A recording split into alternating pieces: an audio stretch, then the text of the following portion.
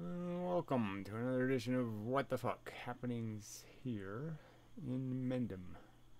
Such. So same routine, just another week closer to my personal doom. Yay! It's just so much fun being here. Anyway, so just same routine, words, concepts. Yeah. Ooh. Trying to convey the idea, the form, that life is something for us to be very, very cautious and careful about how we decide to play, our game, because the implications are monstrously huge in terms of the balance, all kinds of jeopardy and good things and bad things.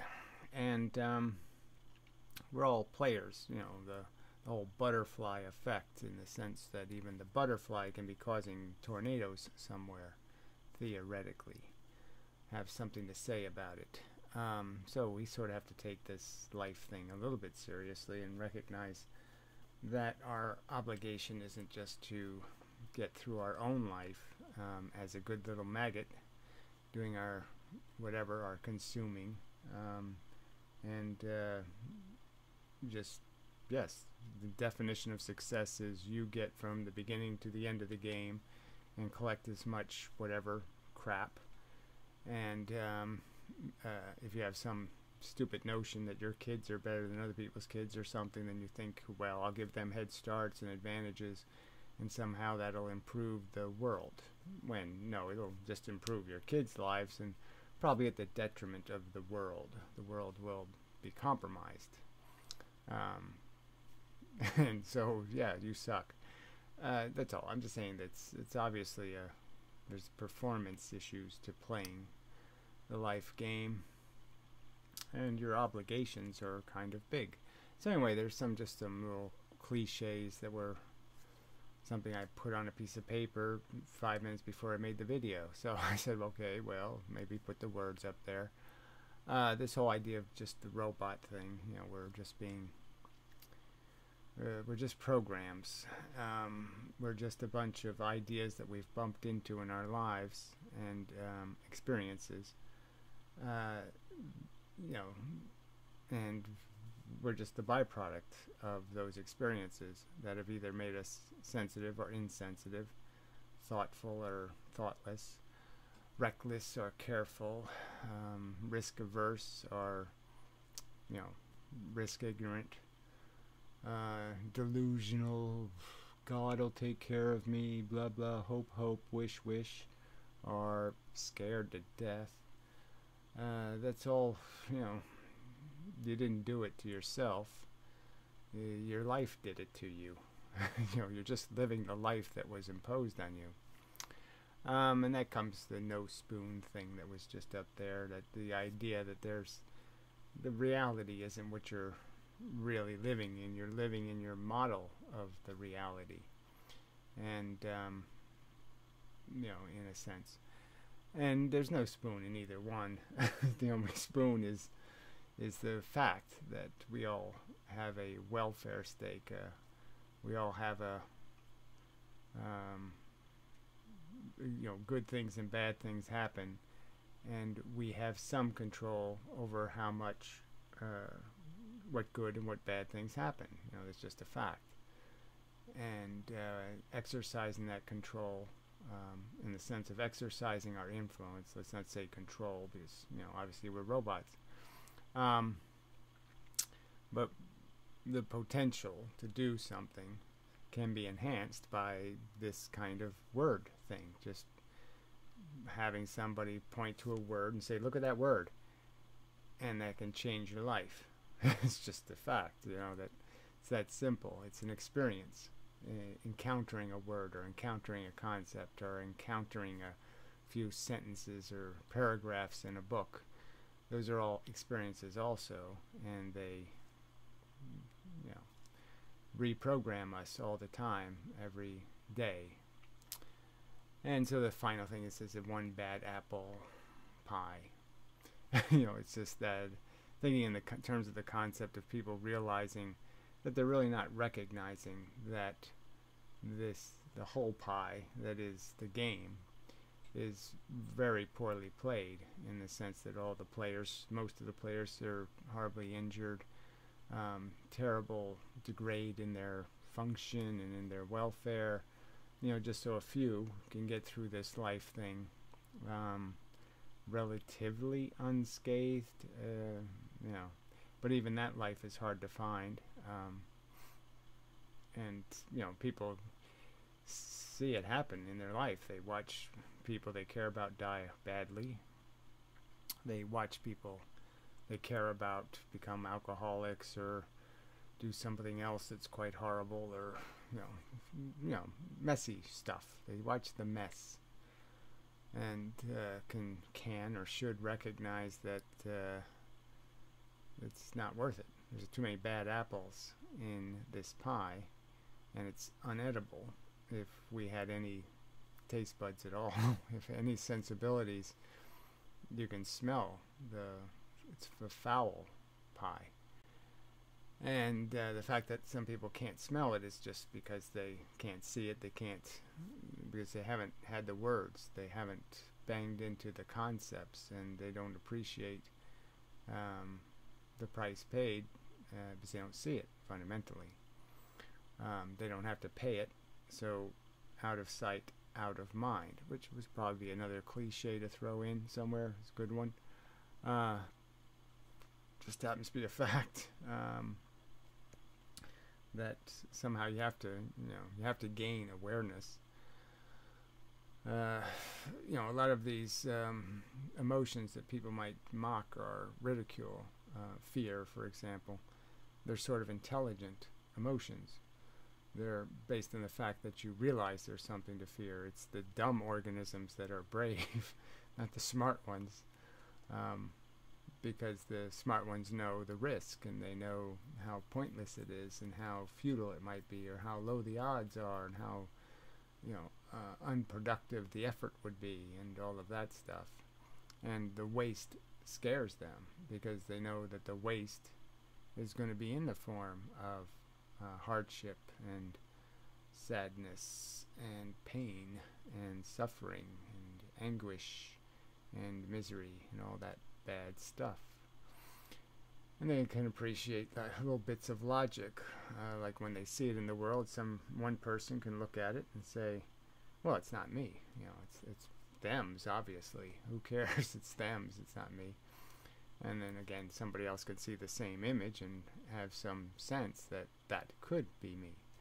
And if it was me, I'd want somebody to give a shit. I'd want somebody to appreciate it. I'd want somebody to try to prevent it happening again, at minimum, the least we can do. I've often emphasized that point, that what I'm doing here, in a sense, is a little bit selfish. Like organisms are always a little bit selfish. They turn everything into a personal thing to make it happen. It's hard to do anything truly altruistic. And part of me goes to this effort out of my own personal fear, out of recognition that I don't want to wake up on this planet again. I don't want to have consciousness fall upon me and re-experience the less than pleasant experience of realizing that my parents are underqualified and that they are full of shit, and just telling stories about what function all of this crap has, and what my duties are here is all made out of a bunch of contrived social engineering nonsense that really doesn't have anything to do with anything that matters. That I'm supposed to get caught up in silly little addictions and get caught up in the little soap operas of keeping up with the Joneses, or status and style and competing to get the chickie poos and all this crap that I'm supposed to do. I just don't want to go through realizing how I've been set up to play a really bad game that can only be It can only be enjoyably played by the ignorant, the selfish, those who don't think too much or at all. And it really can't be played by somebody who has any kind of reasoning skills because it fails on every level. There's no God. There's no benevolent universal force. There's no God spoon. There's no force spoon that's going to show up and save the day. There's no redeeming silver lining thingy that's going to show up and make it all worthwhile. Those are all just bullshit excuses and rationalizations to defend something that's indefensible, merely because everybody's attached to it. It's their boat, even though it's a piece of crap. And so they're going to, make up excuses, make up nonsense to defend it when it's indefensible. And yes, I don't know where I was heading towards you have to be stupid not to get all this stuff. So no matter where it's going to be, like I said, it doesn't matter where the next human, one of the 100 million humans that will be produced this year, some of them are going to wake up as little conscious robots, and they're going to start feeling like they've been horribly trespassed against, in the sense that they've been obliged to play a game they can't reasonably understand to be sensible. And the stakes are high, and the ticket out is difficult, killing yourself. Once you're here, it's hard to let go of your here-ness. And you're put in this kind of lousy and rotten position where you don't really have any good alternatives. And it's a fundamentally nasty thing to have to live a life understanding. And I don't want anybody to do that anymore. Beyond all the little other murders that take place in your life, the reality, again, having to watch the things you care about or love be harmed, and having to accept your own vulnerability,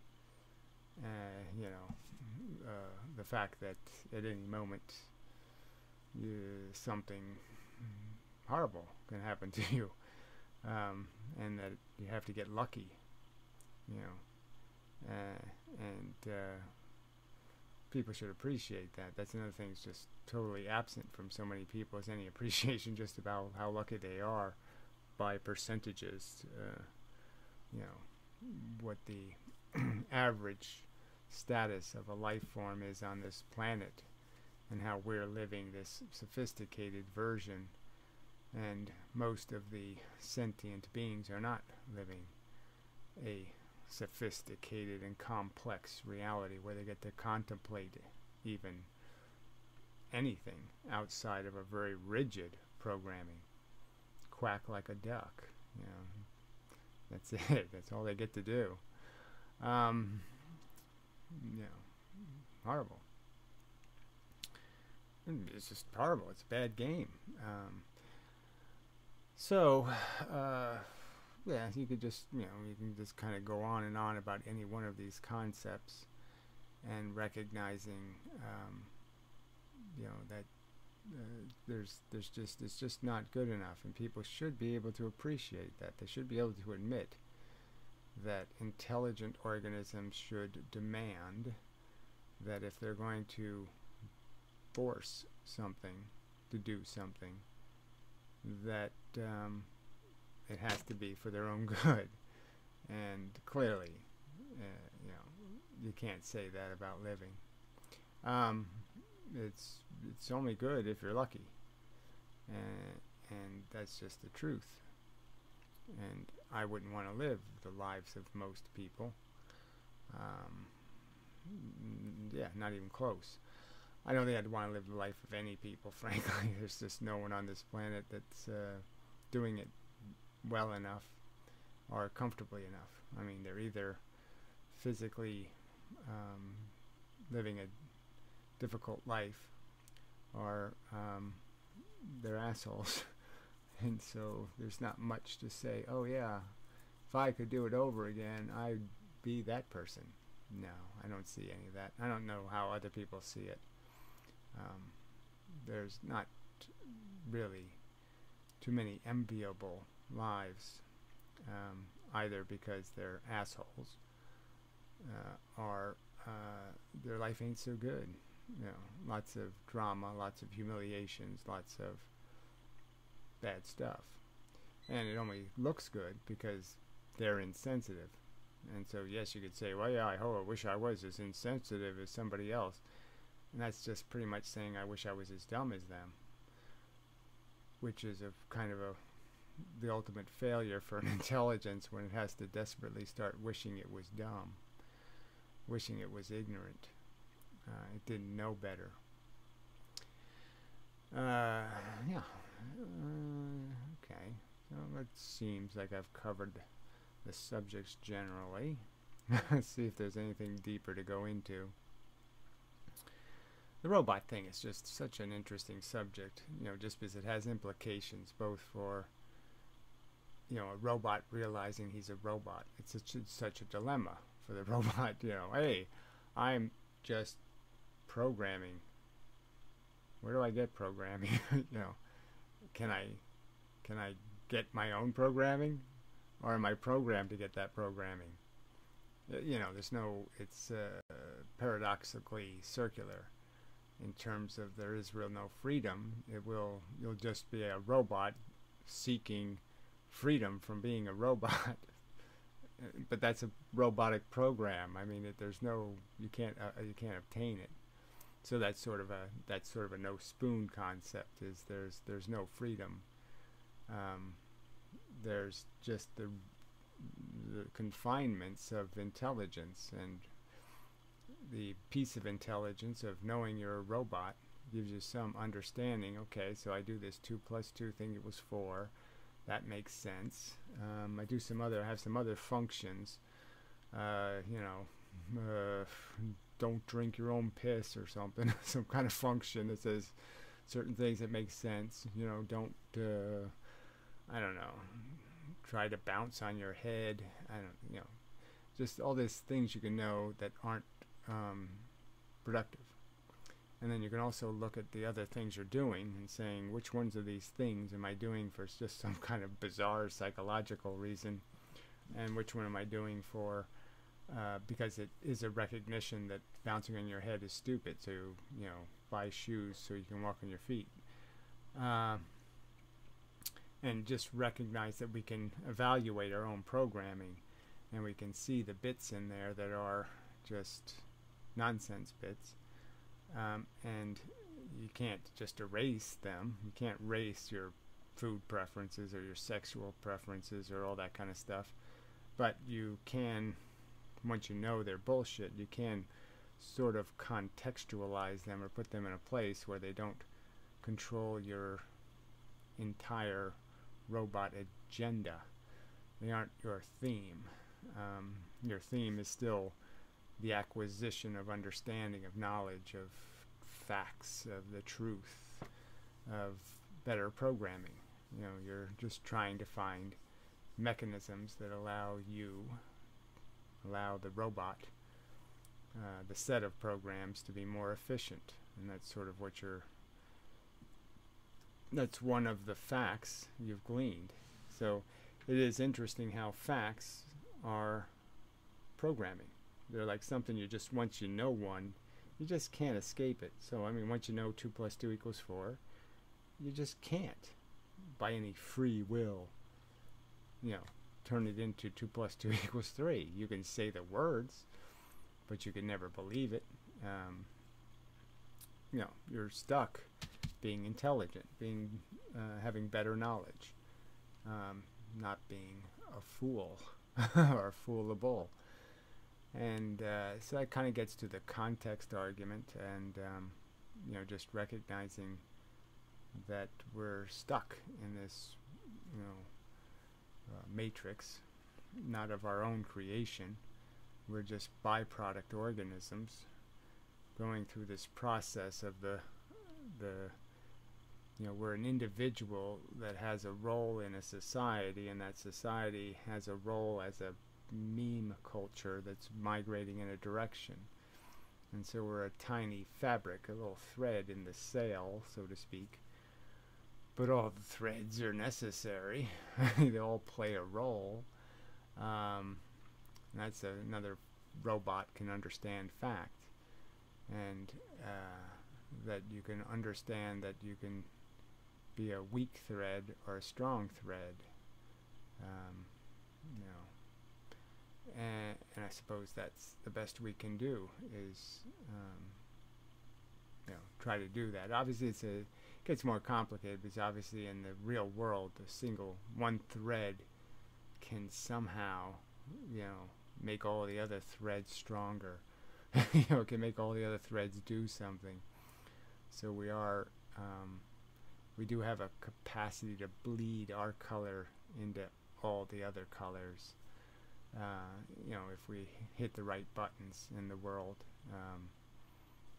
it just happens that way. You become the whatever, even the unsung hero. You become an influence, even when you're not a pop culture influencer. There's individuals who are vital to things happening, and we don't even know their name. But if they didn't exist, things would have been radically different in the world. Completely different. Substantially different. So it all hinges on such little things. And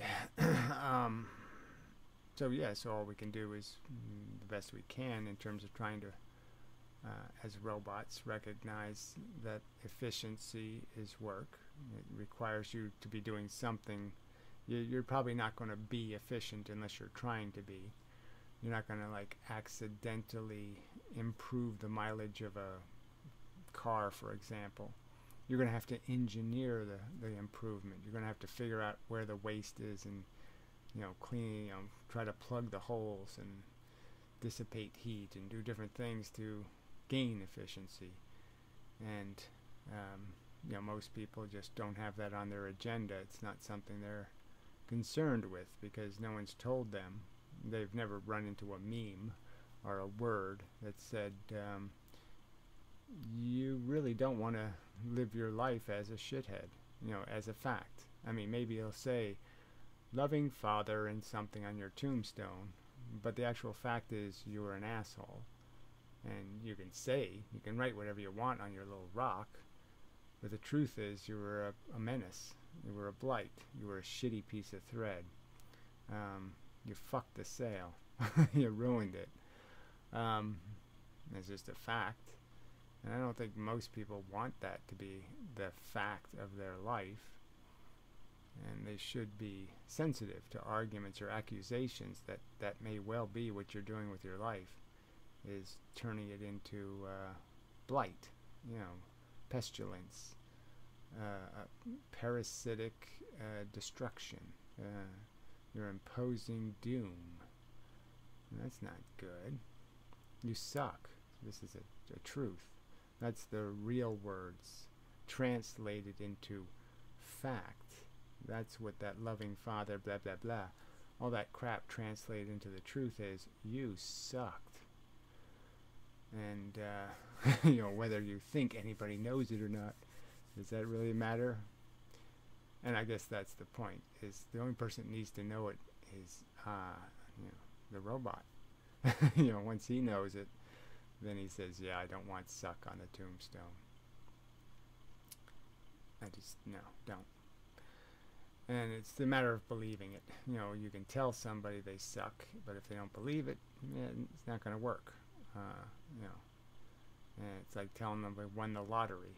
It doesn't mean anything until they believe it. Then everything changes.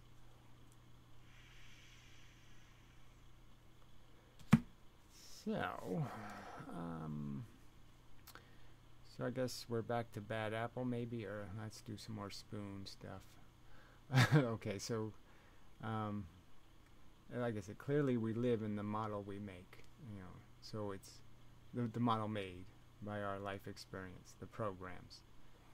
the 2 + 2 = 4 stuff.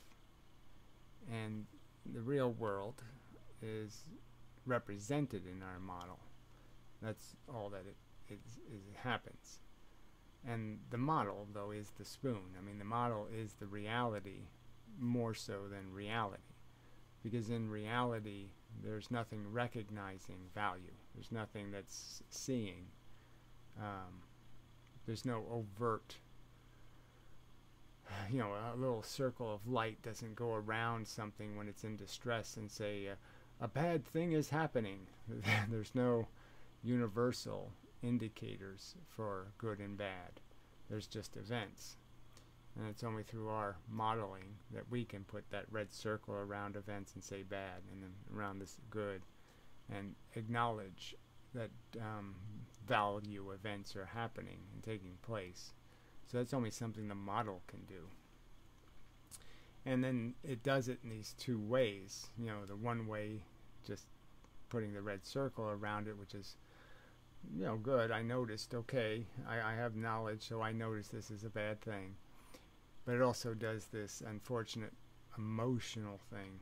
And but again, that's kind of the way we're built, which makes it so unfortunate. Because those feelings, unless we feel their pain, we might not do anything about their pain. So even though we put a red circle around it and said bad, their pain is bad, and it has a little red circle, it's not going to mean too much unless somehow we feel a piece of it. The bad apple pie doesn't matter if nobody eats it, in a sense. And so, if you're tasting it and you're sensing how bad it is, then you're going to be motivated to do something about it. And that's the sad truth, is that we have to be motivated through this crude feeling mechanism. And the most basic program that runs inside of us is a program that says, don't suffer unnecessarily, run away, escape the bad feelings. And so there's a real apprehension or inhibition towards believing things that subject you or make you vulnerable to fear and anxiety and worry and stress and pain. And so we avoid it, and to avoid it we kind of rub that red mark off the reality screen a little bit. Or we have fundamentally just been programmed not to make very good connections. So again, I could make the argument that people see their own children, they feel their own children, and somehow they don't feel other children. They don't sense their reality. They have no empathy. They have no connection, and yet they're connected to this one, by this. And again, there's no spoon here. There's no reality to that. There's no logic to that. And even the emotional process is a little bit suspect, because it's like some animals are pride animals, and and that's sort of our heritage, and we almost should have an instinct to protect all the children, not just our own. But regardless of what our native structure really is, I guess people would argue that they're not cheating by doing something, just obviously cheating the truth. The truth is there is no real difference between their kids and your kids. There's no formula, no mathematical, rational, statistical, anything that you could contrive to say that yours to be superior. Yours are worth investing in. Yours are worth protecting. You can't say it logically. You can only say it emotionally. And that's one of these programs where the robot, if it's informed, starts getting a bit wobbly. That does not compute, Will Robinson. I have to fix that. That's a problem, and people should recognize that that's a problem when you're just making up excuses for something that's overtly nonsensical. You're trying to make nonsense into sense, and it really can't be. Everything a child is, all of its properties are possessed by it. And it has nothing to do with your projections. And you have to just define them as what they are, which is vulnerable and needy, and they can be tortured and harmed, and they can be invested in, and they can have value, and they can be productive, and they can do all this stuff, and all that is true for your kids and their kids. And there's no, like I said, unless you're going to be kind of insanely irrational and think that somehow your kids are better, and think that could actually be true, that you have a fact proving it. Not likely. And such. I don't know. Maybe I've sort of covered it. Yeah, I don't know. Maybe we'll have a short video for a change. I'm still sitting here as a robot saying, okay, the strategy is, how do I become one of those threads, that bleeds into all the other threads? How do I become a color that, dyes and changes the color of all the other colors? Whether, like I said, by overtly or covertly, in the open, or like a Martin Luther King or something, or in some kind of subtle way, like the guy who, did this, this, and this, and made that person who they were. Some person who was vital to making it possible for some other thread to be the magic thread that ties the sail together, that keeps all the other threads in line, that keeps the sail pointed in the right direction and keeps it from ripping in the wind and turning into an idiot. And that's just what you're trying to do. You're just trying to say, how do I pull efficiency out of this robot in such a way as not to and in a sense, knowing that I'm not a Mr. Spock, I'm not a robot, I'm not, in the sense that I'm stuck as this emotional basket case, this neurotic feeling thing that is afraid and torn and tormented and has needs a cookie, needs something, is addicted, needs a fix. So it's that wasn't very good.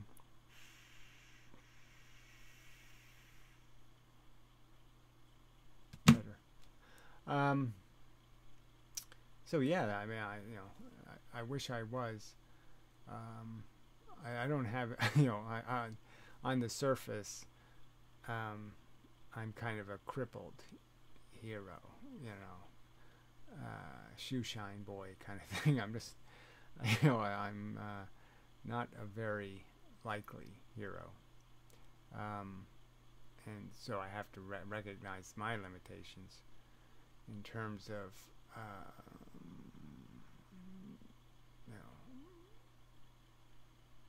their limitations. You also have to push them and try to get beyond them, but I'm just saying on the surface, I'm not the best candidate, let's put it that way. That's it, yes. So I'm more of a candidate for being the thread helper, the guy who helps the thread, that does the hero stuff, helps the hero, the butler. I'm better to being an Alfred than a Batman. But anyway, the point is we're all sitting here saying, what can we do? somebody has to maintain the bat computer. You know, there's lots of vital players here, you know, that have to, you know, play their part. And I mean, the first step is wanting to play a part, I suppose. So I have that. I definitely want not to squander my potential, not to throw away opportunity, not to waste it. Let opportunity knock and I'm not home, kind of thing. I want to avoid that scenario. And you know, the point is, it's really just to encourage other people to likewise be wary of whether or not they are squandering their ability to prevent the pie from being more poisonous, prevent harm in the world, prevent, I mean, that's all there really is just preventing harm. You know, that's a really good thing. And we're just trying to find a way of organizing and explaining that, you know, that's the thing to be. I'm a harm stopper, you're a harm stopper, we're all harm stoppers, be a pepper. You know, that's the kind of thing we need. We need some kind of way to motivate people to recognize that the most important thing they can do with their life is not be a blight. Don't be a menace. You know, don't inadvertently screw everybody over just because you didn't want to pay attention to 2 + 2. You know, you didn't like 4. 4 was, I don't like it, it's ugly, it's too angular, too square. You know, some silly reason you rejected the truth, not one way below the dignity of your intelligence, like religion. It's so stupid. So, I don't know, I think that's probably enough. I think I'm going to call it enough. It's just it's weird times. I got a lot of stuff going on, a lot of it's just you know, not that life isn't always been weird, but it's weirder somehow. You know, I kind of wish I could go back in time, you know, and take better advantage of the time I did squander a bit. And you know, when I did have more relaxed circumstances, and but can't do that, so it's no point in wishing.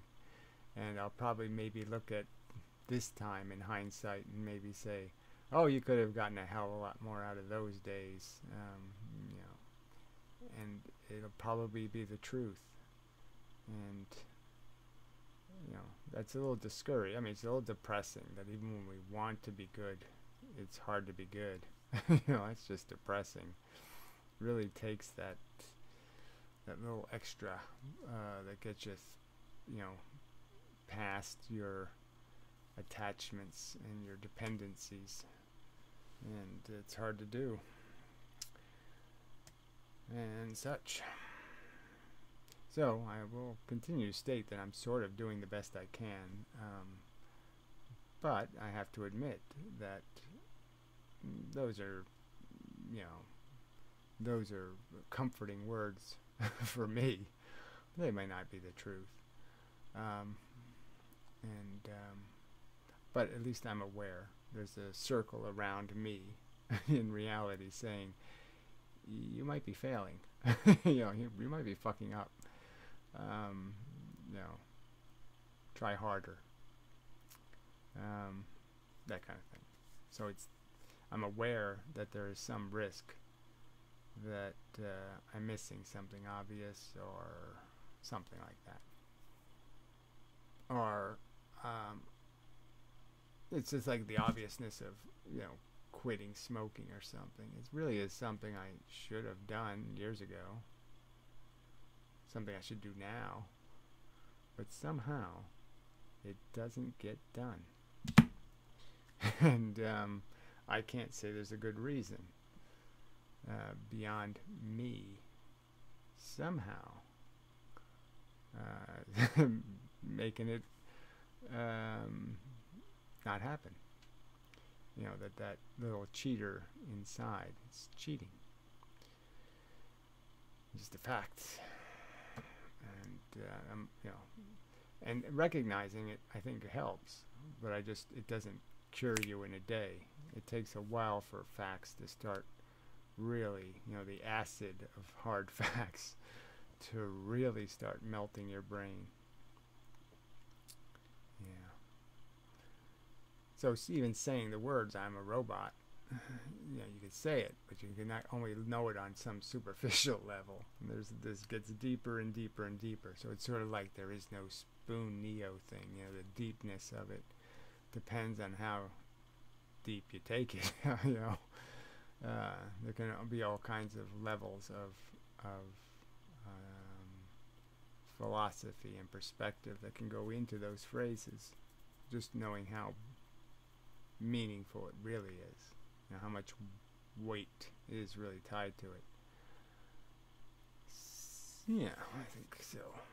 So, yeah, I think that's enough. So, well, that's a very kind of a grungy picture. Let's see what the next picture is. See if it's less grungy. It is the real me. Yeah. Anyway. And such.